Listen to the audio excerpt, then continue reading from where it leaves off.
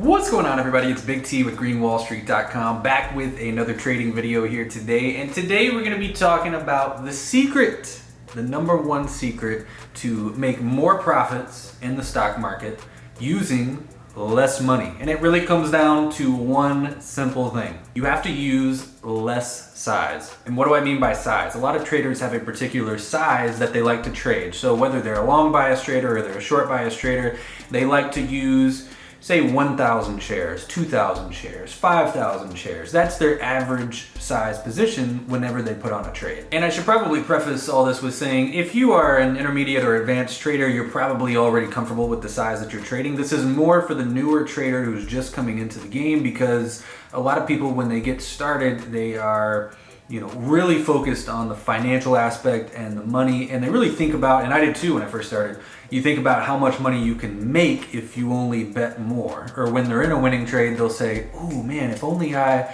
had double the position size, I would have made double the money. All of that sounds really nice in theory, but in reality, it doesn't really work, because especially when you're just getting started out, you can be really emotional if you are oversized, and it makes you really micromanage your trades and not let them play out to their full potential. So one common thing that will happen is you'll have a trade idea and it'll sound good in your head, and then you'll put it on and you're really confident in it and you have a lot of size, and any sort of small fluctuation that goes against you may not, break the trade idea, but you're over there, you're staring at your profit loss, and it may be a loss that you are not really comfortable with taking, and you realize all of a sudden, like, after you put on the trade, if it goes against you and it breaks the high of day or whatever, that you've risked a lot more money than you really bargained for, and you may stop out of the trade before you ever really were supposed to. That's one of the bad situations that can happen. But another one, which I think is equally just as bad,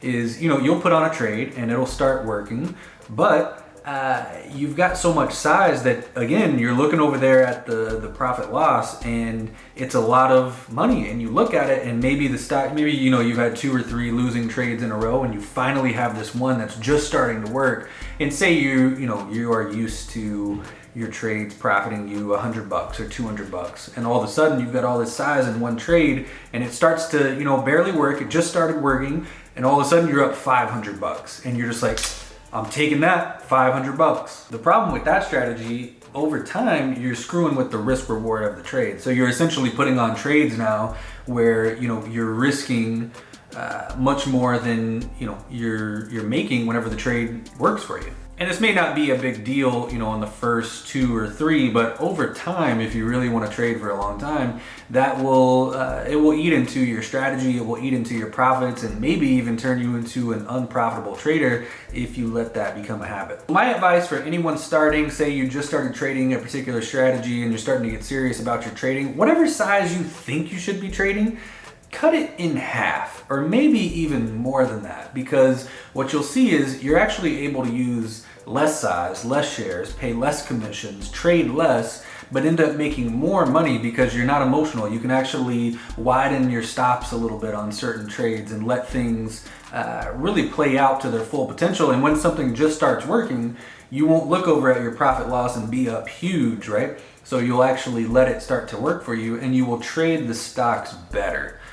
Great trading, it has to do with, at the end of the day, reviewing your charts and seeing how you actually traded the stock, not particularly how much money you made or lost on it. So if I could go back in time to when I first started trading, that would be probably the first thing I would tell myself is, whatever you think you should be trading, whether it's 1,000 shares, 2,000 shares, 5,000, cut that number in half, and then maybe cut it in half again, to the point where you can just trade to trade, and you're not stressed out whenever a trade starts to go against you, and you're not real antsy, and you're not cutting losses too quickly, you're not taking profits too quickly, you're actually trading the stocks well and letting it play out. I've got an example over here on the computer too. Let's hop on the computer screen for a second. Okay, my cat's on a box over there. I just left that box in here because he loves sleeping on it. Anyway, this is a real stock that I traded last week. This was overstock while it was going parabolic, and the reason for the trade really isn't that important, but it was a super parabolic stock. It had gone straight up with no sort of correction. So I was waiting for the day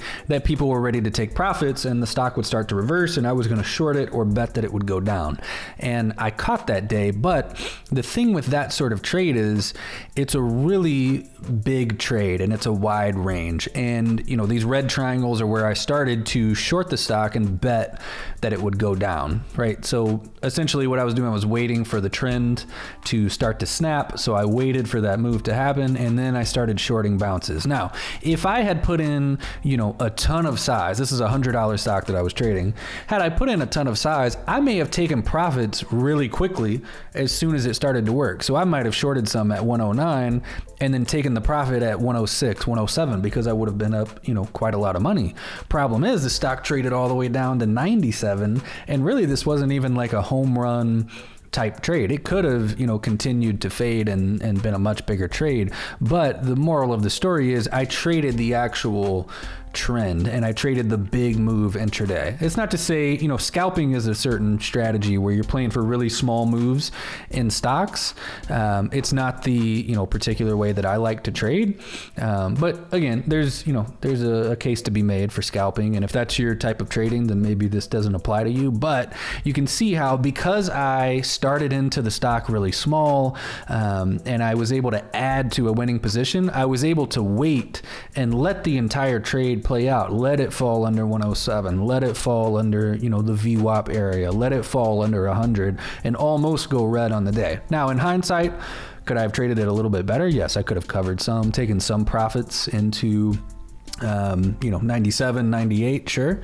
But the moral of the story is I let it work, and what was really a pretty small size trade ended up being a really nice win to end that week, because I let the trade work and I allowed it to really develop, and that was all due to the amount of size that I was trading. So again, if you are an intermediate or advanced trader, you may be able to trade huge size and still, hold out for bigger moves, still not take, losses too early, not take profits too early. If that's you, hey, more power to you. You'll definitely get to that point in your trading. But again, if you're just getting started and you notice that you are leaving a whole lot of money on the table, and you look back in a stock, 30 minutes after you ended up selling out of it and it's up, $2, $3, $4 more, understand that it's not always about thinking how much could I make if I bet this much, because most people just aren't able to hold through moves whenever they are emotionally connected to the money involved.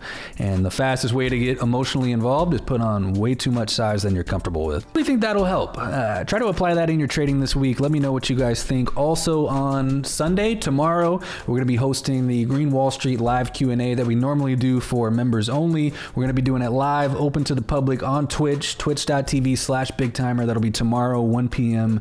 Central Standard Time. So come out, ask some questions. We'll talk trading for a few hours, and it should be a good time. So hopefully that helps. Again, if you've noticed that being a problem in your trading, taking profits too early or cutting losses when you really shouldn't be, try sizing down, man. Cut it in half, and I think you'll be really surprised that you may end up making more money throughout the day or throughout the week or the month, year, whatever, by using less size and trading less. So that is a little pro tip, secret tips and tricks for the day. Hopefully you guys enjoyed the video. I'll catch you guys right back here next time. Peace out, everybody.